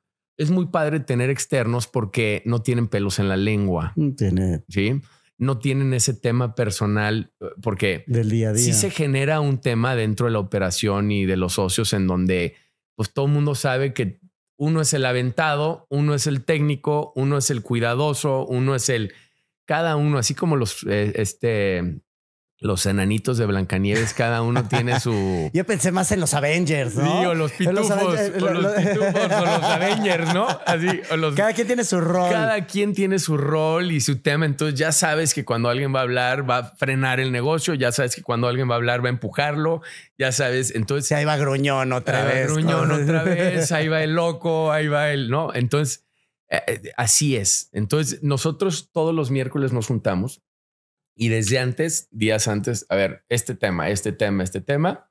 Traen un orden del día. Traemos un orden y cada quien mete ciertos temas que quiere meter a eso, ¿no? Ayer tuvimos esa. Entonces, al principio vemos números, flujos, o sea, temas muy sencillos de indicadores. Lo vemos y ahí empezamos ya con los ¿Cuánto temas. dura una junta de estas? Puede durar desde 2 horas. La de ayer, como nos fuimos de vacaciones, Santa, Pascua, y luego la semana pasada viajamos de chamba algunos y así yo me fui a unos cursos y es la primera que tuvimos en 4 semanas. Entonces la de ayer duró 5 horas. Venían con ganas. Con ganas y muchos temas. Y muchas ideas y muchos dots nuevos. Temas, ¿no? Entonces vemos temas más de KPIs y todo rápido y es un tema. Y es, a ver, lo del negocio pues esa discusión duró 40 minutos. Le entramos, no le entramos, le entramos, no le entramos, le entramos, no le entramos. Otros temas también, ¿no? O sea, de ver, o sea, financieros alguien quiere invertir, o sea, pero sobre todo metemos esos temas que son de discusión, ¿no? y de decisión, ¿no? Y de decisión. ¿Y tú qué piensas? ¿Tú qué piensas? Ahí no hay de quién tiene más acciones. Ahí no hay de quién tiene el puesto y quién tiene el puesto otro. Ahí todos somos parejos. ¿Y cómo se toman las decisiones? ¿Hay quien toma la decisión como director o como CEO? No, en conjunto. En conjunto. Si no estamos todos de acuerdo, no va. Hay veces que alguno tiene que ceder. Sí, a mí me ha pasado que alguien cede sobre alguna decisión que yo estoy convencer. Empujando. Pero lo que siempre tratemos de hacer es convencernos. ¿Sí? Habemos algunos o hay algunos son un poquito más tercos que otros de que no. Y dices, no. Sí, o sea, sí me ha pasado que... Hay necios que llegan con el mismo proyecto 20 veces hasta que quieren que pase, ¿no? Sí, quizás yo soy un poco más, pero más que proyectos de decisiones de... Oye, ya lo habíamos platicado ¿no? Sí. Digo, no puedo mencionar que por una edición de un negocio que decidimos salirnos hace poco, hace un año les dije, hay que salirnos de ese tema. No, otra vez, estoy friegue y ya me dicen, ya, ¿en serio? Obviamente se generan a veces ya, otra vez, o sea... Y necio hasta que lo logré, ¿no? Pero ya mis socios me conocen, me aguantan, ¿sí? Me aguantan yo. ¿Cómo manejan una situación cuando, a ver, ese ejemplo, ¿no? A ver, esto, no. Y luego pueden suceder de, a ver, ya perdimos tanto, se los dije, hubiera, o sea, ¿cómo evitar que este tipo de situaciones o de reproches puedan llegar a afectar la dinámica de la relación personal y profesional? Porque además no es que solo sean socios, también son amigos. Sí. ¿No? O sea, hay un factor personal, no familiar. Empezamos siendo amigos. Se hicieron amigos. Nos hicimos amigos siendo socios. Ya. Es muy importante. O sea, nosotros no éramos amigos. O sea, quizás Diego Gareda y yo nos conocíamos, éramos cuates, sí, él más amigo de mi hermano y todo, pero no era de que salíamos cada fin y todo. Con los demás no eran mis amigos. Nos hicimos grandes amigos. Hoy somos como hermanos. Justo ayer platicábamos eso de algunos temas de que uno de los socios cuestionó esta dinámica que tenemos. Tan padre, tan sana. O sea, sana, pero no condescendiente, porque no es una dinámica condescendiente, es una dinámica dura. Que es más, si alguien... Que hay claridad en el objetivo de que estamos aquí, ¿no? Si alguien entra a alguna de nuestras juntas y ve, dice, oye, ¿qué onda? O sea, ¿están bien? ¿No se peleen? No. Ya estamos totalmente... Curtidos Y nos entendemos y nos respetamos. No hard feelings. Y no hay hard feelings. Pero esa dinámica no la podemos perder nunca, ¿no? Que está basada 100% en el respeto, ¿no? O sea, en los valores, en el respeto, como lo de ayer. A ver, nos puede tocar un socio que diga, no, hay que entrarle. El mercado era un tema de unidades privativas, ¿sí? De vender un tema de unidades privativas y las venderíamos. Las unidades privativas se venden el doble rápido que el pool. Pero le estás vendiendo un problema al cliente. Ya. ¿Sí? Entonces, puedes ganar más lana y más rápido. Esa fue la decisión y digo, aquí lo estoy abriendo, pero, o sea, pero no está alineado a su en core. un proyecto específico nos están pidiendo, pero decimos, no. Sí, puede ser muy atractivo, pero imagínate un socio. Cuando Jaime Flores fue el que dijo ahí, va en contra de nuestro propósito, ¿sí? No estamos haciendo lo que creemos, lo que vibramos, lo que sentimos, lo que debemos de hacer para el cliente. No hay que entrarle, ¿sí? Sí es una buena lana, sí es en las condiciones que nos están, pero no es, ¿sí? Nadie le reclamó, ¿sí? O sea, ya no se discute. O sea, cuando alguien hace una aseveración así, pero porque se acaba la discusión, se acaba, ya no hay discusión. O sea, ¿sí? Diste la clave de algo, creo que fundamental. O sea, ustedes tienen perfectamente claro quién es su cliente ideal, cuáles son los valores, las necesidades y las problemáticas que resuelven para ese cliente, y no están buscando más que resolver lo que ese cliente necesita, no lo que ustedes necesitan. No lo. De acuerdo. O sea, ayer veía una pieza de la importancia de conocer a tu cliente, enamorarte de tu cliente y crear pensando en tu cliente, no pensando en ti. Y ahí es en donde ustedes, en una dinámica de toma de decisiones de muy alto nivel, compleja, implicando, pues, ¿va este recurso para este proyecto o no? ¿O va nuestra atención para este proyecto o no? Pero, ¿qué de nuestro cliente? Y estar enamorados de sus clientes. Sus clientes son los inversionistas, son los inquilinos. ¿Cómo balanceas en un proyecto tan complejo como Kiva en cuanto a, por un lado, tienes que satisfacer las necesidades de tus inquilinos, que son los clientes que pagan las rentas, pero pues, los inversionistas que, o sea, son los que hacen que existan esos proyectos para que alguien pague rentas, pues también son clientes, ¿no? Sí. O el inversionista no lo ves como cliente. ¿Quién es el cliente de Kiva? Son los dos. Son los dos, pero a fin de cuentas tienen una base que es el inmueble. De ahí, o sea, ahí se benefician los dos del mismo tema. Y nosotros tenemos otra discusión que de repente tenemos mucho, es nosotros no somos los más baratos. Y a veces dices, no, es que allá me están ofreciendo el 10 de CAP o el 11 de CAP o el... ¿sí? Y Kiva ofrece el 8, ¿sí? ¿Por qué? Porque nosotros no compramos los terrenos más baratos. Nosotros no construimos con la calidad más barata. Nosotros, al tener los mejores inquilinos, son los que más te castigan. Más te exigen. Sí. Claro. Entonces, nosotros a veces te podríamos marginar mucho más también el agarrar un terreno ahí afuera en Tlajomulco de un desarrollo, hacer una plaza y todo, y construir una placita ahí muy sencilla y las rentas ahí a Juana y Chona y lo que sea. Híjole, podríamos lograr unos caps brutales y ganar unos márgenes enormes. O con mucho más riesgo. Mucho más riesgo, que eso a veces no lo ven. Porque Juana y Chona no te van a pagar con la misma seguridad que te pagan las grandes marcas. No va a plusvalizar igual el terreno, puedes tener mucho más rotación. Pero bueno, o sea, nosotros lo que buscamos, nosotros no estamos viendo, o sea, Kiva no es la opción. Definitivamente no es la opción para el que quiera hacer muchísima lana en un año o dos.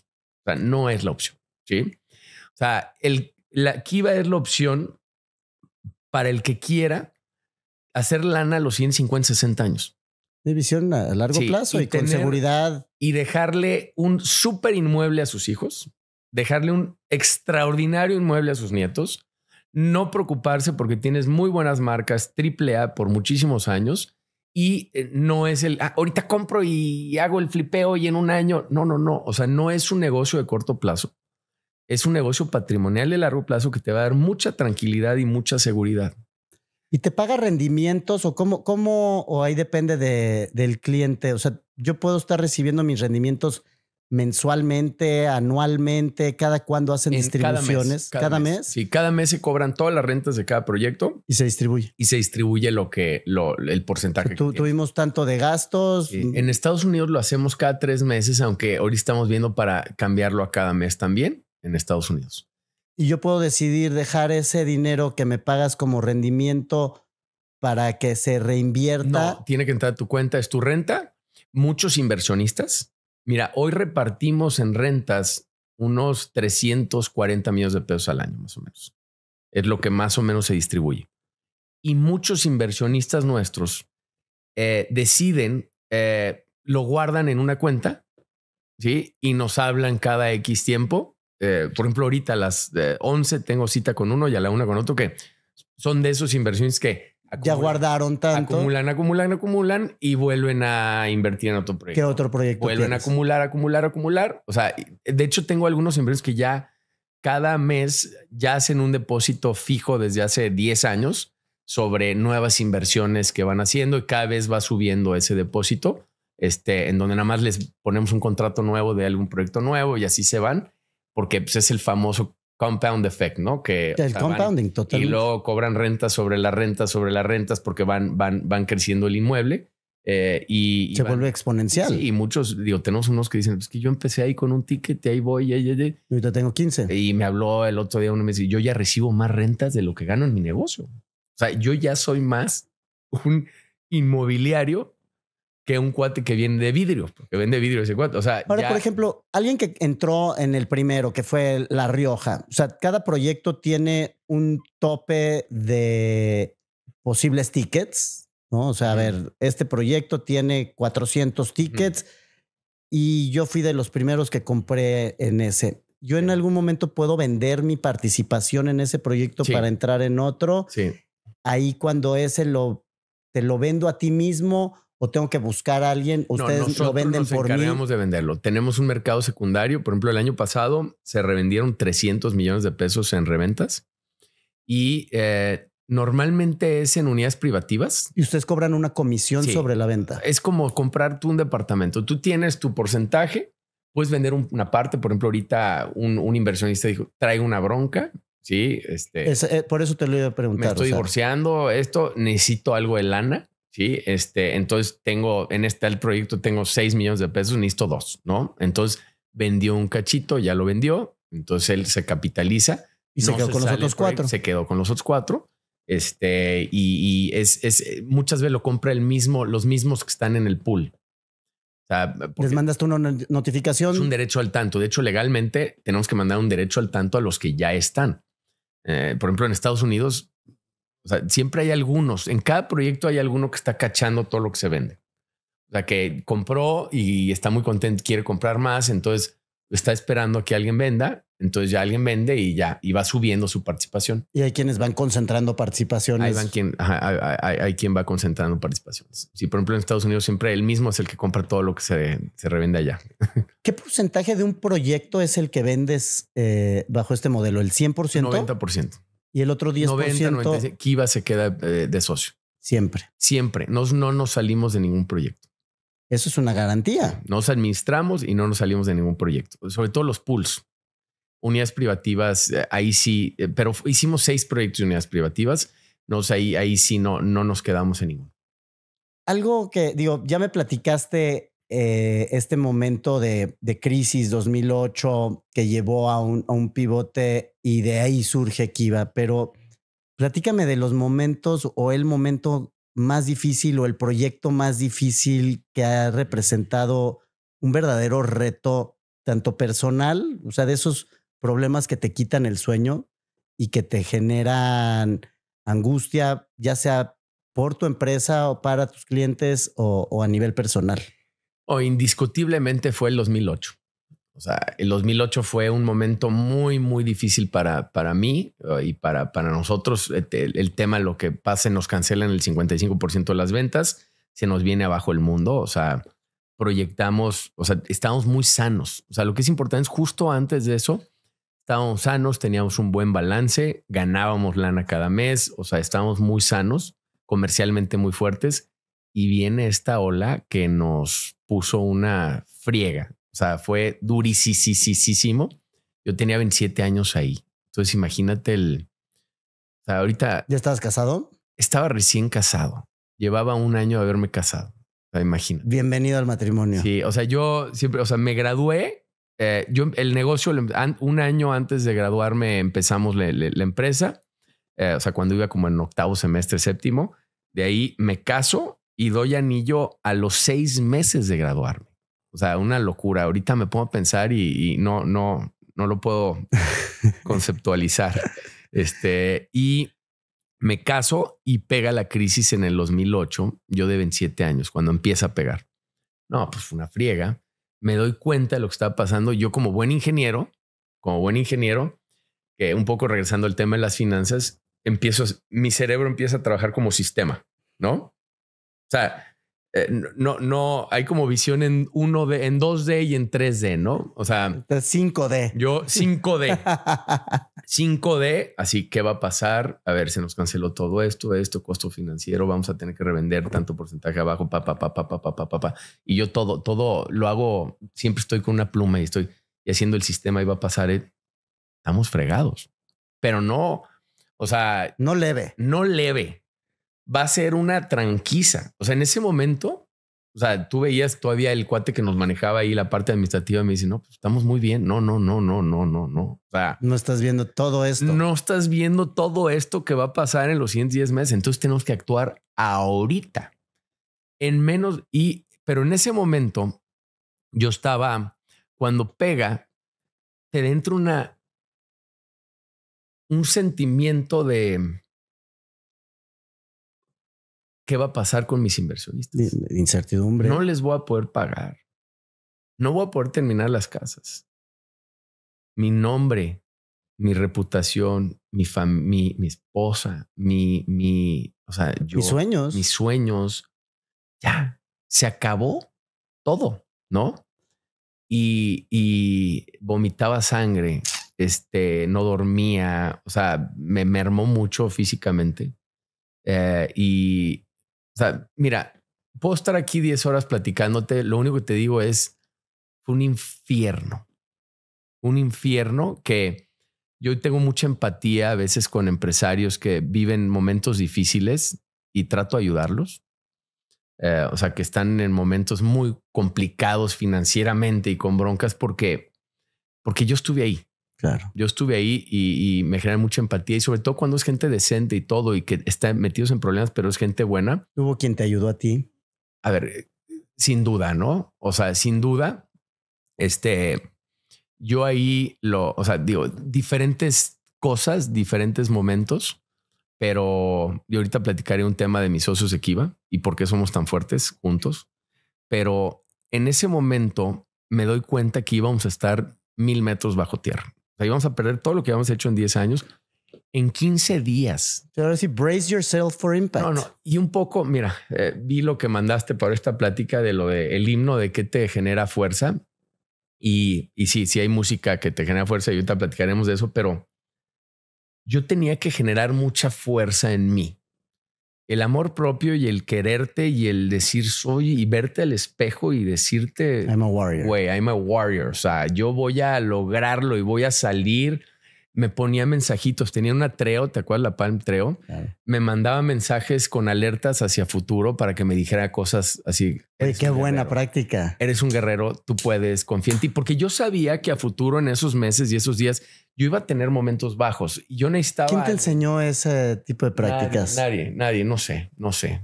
Es una gran práctica. Y o sea, hablarle a tú del futuro de güey. Yo me hablaba a mí no del pasa futuro. Nada. Brother, igual y cuando leas esto, ¿sí?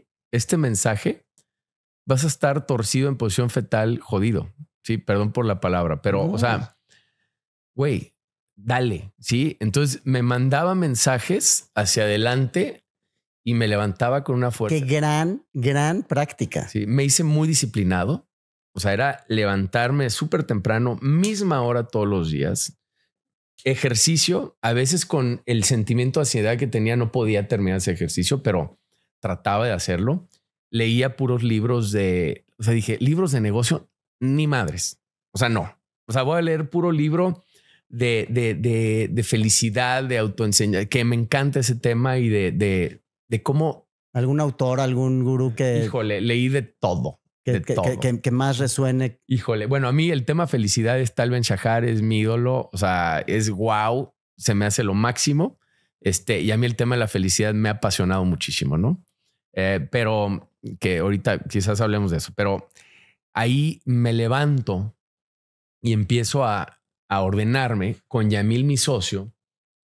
Agarro y él era el comercial. Ya no estaba tan, pero le digo, métete durísimo, para mí el mejor comercial, ponte a vender. Yo me encargo de las broncas, ¿sí? O sea, yo me encargo de todo el problema y tú ponte a vender.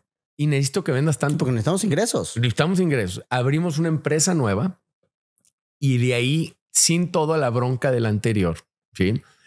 Para poder, o sea, con esa empresa nueva, yo no podía vender una parte de esta empresa, pero de una nueva sí, con todo limpio. Y logré vender parte de ese dinero. O sea, ese dinero lo pasamos a la otra para ir solventando. Empezamos a vender nuestras cosas, Yamil y yo, todo, ¿sí? Y a meterle a esta empresa. Y aún así nos quedamos en el tiempo, porque pues era una bronca que siguió y duró tiempo, y en lo que vendíamos todas las casas y costo financiero, y nos quedamos con una bronca ahí. Pero fue apretar. Contenida. Y fue apretar, contenida. Y ahí es donde arranca Kiva y arranca los gimnasios y todo lo demás, que empezamos a hacer negocios independientes. O sea, dentro de la tormenta hubo también mucha oportunidad, hubo mucha bendición. Mucha oportunidad. El mercado en general estaba así. Muchas desarrolladoras como nosotros, muchísimas, no vieron la luz. Nosotros logramos ver la luz. Y obviamente quedó un tema ahí que con las utilidades del grupo cubríamos ese tema, pero nos íbamos a tardar 60 años o 50 años en tapar ese hoyo. Y en Kiva, nuestros socios, ese fue un momento muy importante. Los socios nuevos de Kiva no eran socios nuestros. Antes era una nueva empresa. Kiva empieza a crecer y esos socios dicen, le entramos con ustedes.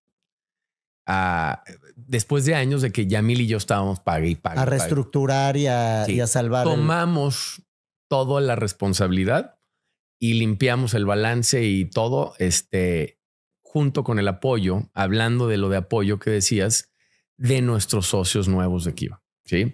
Entonces, ese tipo de momentos... Eso les hizo quedar bien y no dañar a los socios anteriores. Exactamente. De la otra empresa. Entonces, o sea, y construir una reputación cada peso impecable. a cada persona sin ninguna quita, cada interés, cero quita, cero descuento, cero nada. Y eso nos dio mucha fortaleza en el mercado, pero nos dio mucha fortaleza como sociedad también. Porque en las malas es cuando te conoces. Claro. Esas malas, cuando estás en esas luchas, como dicen, no, pues el que está en una guerra contigo, en tu mismo escuadrón y viviéndolo, pues, se genera una amistad brutal. Una ¿no? hermandad. Entonces, la hermandad que se ha generado entre los socios de Kiva es muy importante, es muy profunda. ¿Por qué? Porque hemos estado ahí en las buenas y en las malas, con los mismos valores. Nunca cuestionamos, como te decía hace rato. Cuando alguien dice, no, es que esto no está de acuerdo con estos valores, se acaba la discusión. Sí. Y hemos vivido momentos muy intensos juntos. Muy disciplinados. Sí, muy padre. Entonces, no te digo, ha habido más socios, todo. Los que nos hemos quedado tenemos esa misma fuerza, que es algo que no podemos nunca perder, que siempre lo platicamos, ¿no? Nunca podemos perder eso. Pues mira, ahorita que lo platicas hasta se me pone la piel chinita, porque tengo el gusto de conocerte, de conocer a Yamil, de conocer a Diego. La verdad es que han hecho un grupo padrísimo, pero creo que lo que más los representa es la calidad de los productos, ¿no? O sea, he tenido el privilegio de ir a muchas de estas plazas. La de Avenida México está espectacular. Las de Valle Real, en la zona de Valle Real, ahí pues, se volvían como nuestro power center, ¿no? Cuando vivíamos ahí.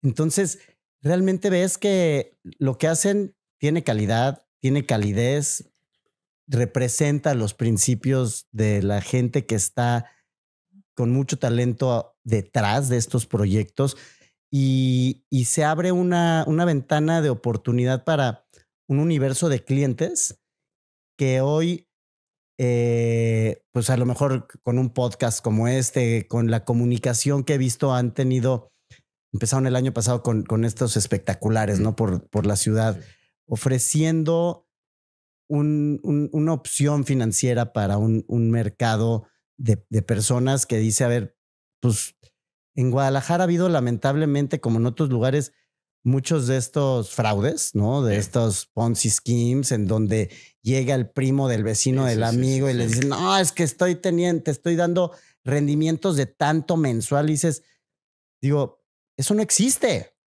¿Y cómo es que la gente que tiene algo de educación y algo de visión puede creer que puede meter su dinero sin riesgo a un modelo en que te paga el 10% mensual? O sea, eso no existe. Y creo que también genera, pues, para los que tienen pérdida y se ven como víctimas de sí mismos y su ambición al entrar a estos esquemas financieros fraudulentos, impactan a la percepción de una sociedad que no tenemos la educación financiera suficiente.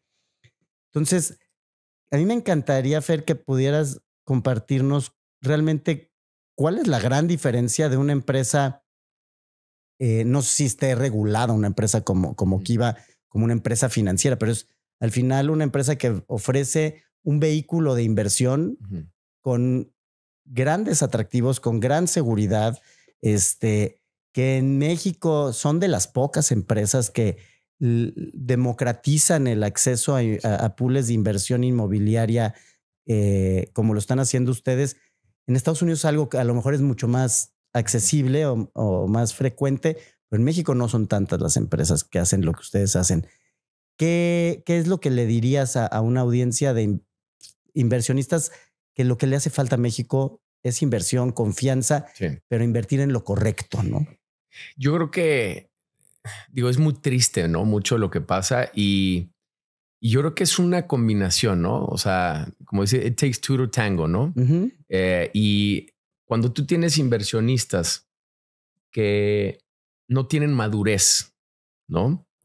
Financiera, y tienes gente también, por otro lado, que tiene una ambición desbordada, y los dos ambición desbordada, pues tiende a hacer un choque, ¿no? Yo llevo tratando con inversionistas, yo que todos los días o casi todos los días de mi vida desde hace 22 años. Y digo que hoy son grandes amigos, son socios, tenemos inversiones que son, o sea, socios en nosotros en 40 proyectos, ¿no? Entre Estados Unidos y aquí. O sea, entonces, y desde la vivienda estuvieron muchísimos y conoces su mente, conoces cómo piensan, qué les duele, qué quieren, qué todo. Y esa cercanía nos ha ayudado inclusive a hacer muchos de los productos y cosas que hemos hecho, porque viene de ellos, escucha tu mercado. Pero también, pues me ha tocado vivir con muchos que dicen, no. Yo por un 1% más o 2 me voy allá. Por ejemplo, tuve uno que era mi principal inversionista en el 2008, 2009, por ahí, o 2000, por esa época, que lo quería muchísimo. No sabes el cariño que le tenía. Era mi principal inversionista.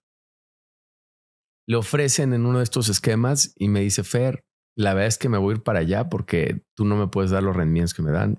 Y los necesito. Manda su lana para allá. Toda la pierde. ¿Sí? El 90%, 80% de su capital. Y se enferma y o sea, le da a raíz del cáncer y se muere, ¿no? Y wow. Su hermano también pasó la lana para otro, la perdió también. Y su hermano, que me sigo llevando mucho con él y es un tipazo y lo adoro, me dice, Fer, no sabes lo que yo daríamos, o sea, por pues no habernos aborazado, ¿no? Claro. Porque como te digo, Kiva no es la opción. O sea, y lo puedo repetir siempre, no es la opción para el que se quiera ser multimillonario en un día. No es, porque la vida no es así. No existe eso. La vida no es así. La vida es poco a poco. A veces sí tenemos, es que se desesperan. Es que ¿por qué va el 70% rentado y el 75%? ¿Por qué no está el 100%? Porque ni Andares se rentó en un día. Así poco a poco ahí va, se va a terminar. Ahorita tenemos 98.6% de rentado. Tenemos 507 locales en la parte comercial, 6 disponibles. No, bueno. O sea, pero no fue más todo lo que está construyendo. Sí, pero no fue un día a otro. Claro. No fue de un día a otro, es poco a poco.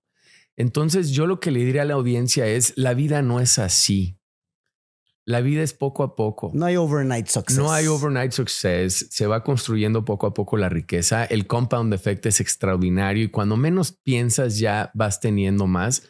Entonces es mejor poco a poco temas seguros, ¿sí? Que quererte hacer rico de un día a otro. Entonces yo lo que creo es que todos esos esquemas, pobre la gente que le entró, pobre la gente que lo creó también, porque su vida de la mayoría... Han tenido que pelarse, todo el ¿no? mundo la ha pagado. Su familia. Yo creo que la ha pagado todo el mundo, la ha pagado todos, ¿no? Pero y yo lo único que le digo a la gente es, la vida no es esa, ¿no? O sea, aquí yo a veces les digo, aquí es como tu esposa, ¿no? Hay otros esquemas que pueden ser la noviecita, ¿no? Del viaje, del día, de lo que sea. Kiva es la esposa para toda la vida que te va a dar certeza. No necesitamos estar regulados porque compran directamente. O sea, no es un préstamo, son dueños de la propiedad. O sea, legalmente es igual como si vas y compras un depa. Yeah. Entonces tienen equity. Tienes que ir al notario y todo el rollo. Tienes tu escritura, tienes todo. Entonces, pues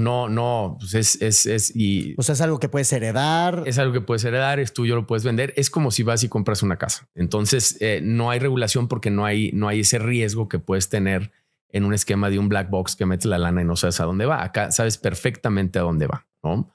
Y tienes esa tenencia, ¿no? Pero bueno, es la diferencia. O sea, es diferente, pero sí, o sea, como te digo, la gente yo digo que estamos en la etapa del shot.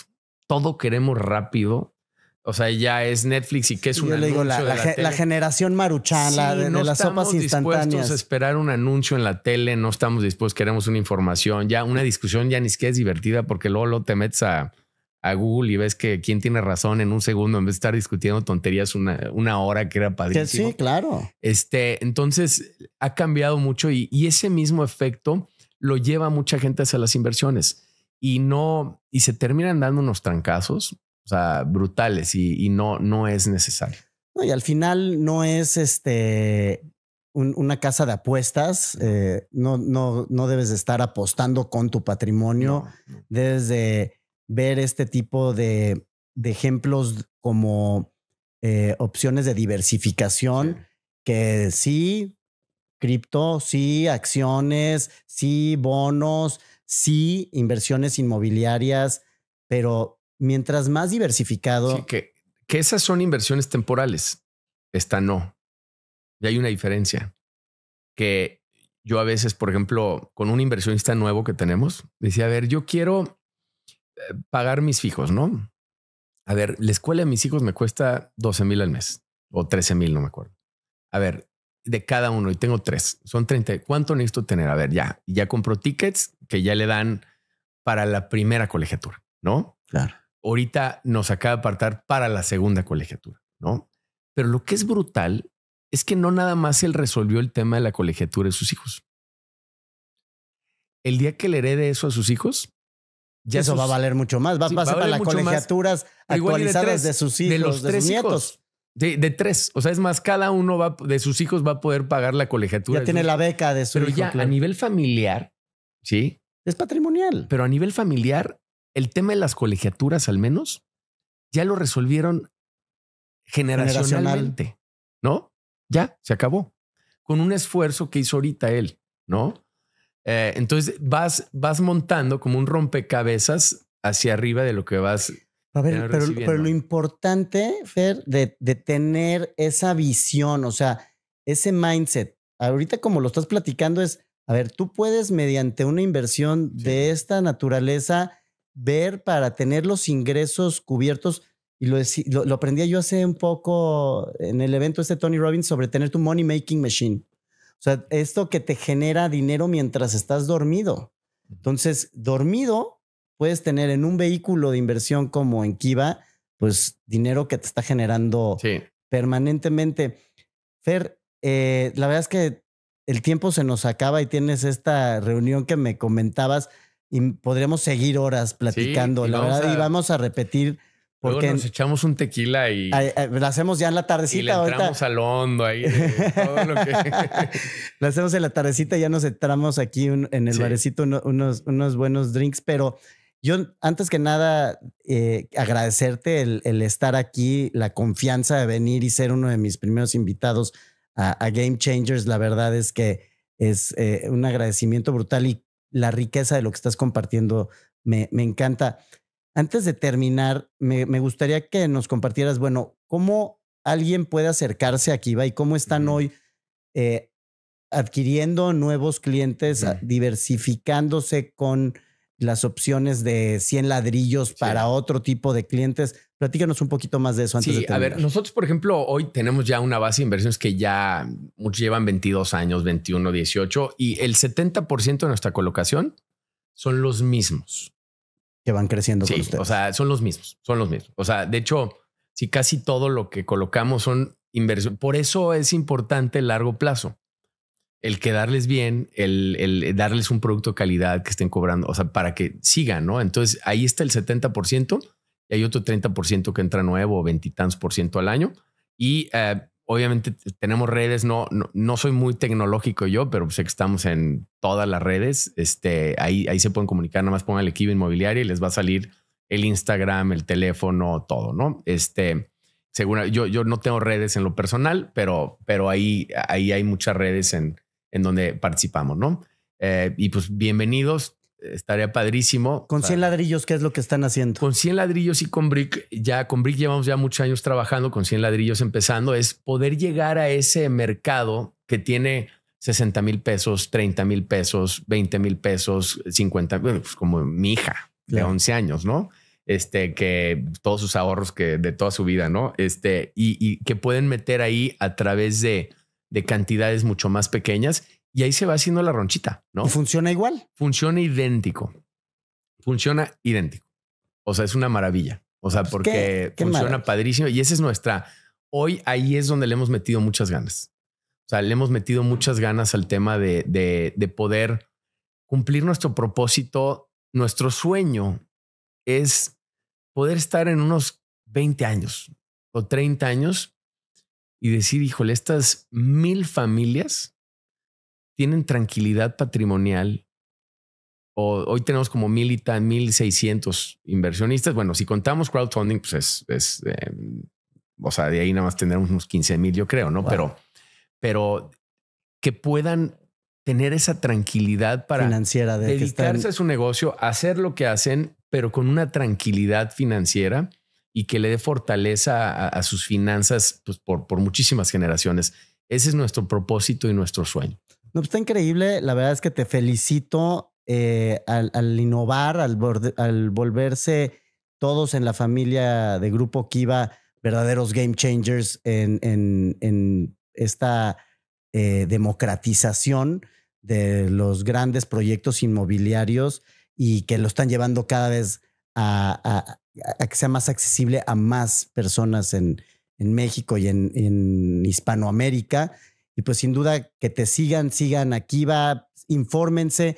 Todo vehículo de inversión requiere de mucha investigación, de mucho hacer las preguntas adecuadas. No se queden nunca con alguna duda y pregunten, pero sobre todo tomar la decisión de dejar de poner el dinero en el colchón y ponerlo a trabajar en vehículos. Y no creer en espejitos tampoco. Y no hay el overnight success. There's no free lunch. En nada, ¿no? Entonces, mi querido Fer, muchas gracias. Antes de que nos vayamos, y así acabamos siempre los episodios en Game Changers, por favor, dame la canción que es parte de tu playlist de Game Changer, esa que te motiva. Mi canción, yo que tengo mucho. Call of War. A mí, Sky Full of Stars se me hace wow. O sea, cada vez que la escucho, Luego hay canciones que te gustan mucho, la escuchas mucho y ya como que ya te hartan. Esa la puedo escuchar y me encanta. Yo que es mi número 1. Es tu himno de empoderamiento. Sí, Sky Full of Stars, sí, me encanta.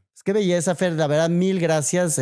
Bienvenido a esta primera generación de Game Changers. Y la verdad es que ha sido un privilegio poder platicar contigo y esperemos que se repita muchas veces más. Gracias por la invitación y lo disfruté mucho. Muchas gracias a todos. No olviden suscribirse aquí debajo, poner la campanita y compartir este episodio con todas las personas que crean que les pueda servir lo que escuchamos aquí del querido Fer Amezcua. Nos vemos en la próxima. Muchas gracias.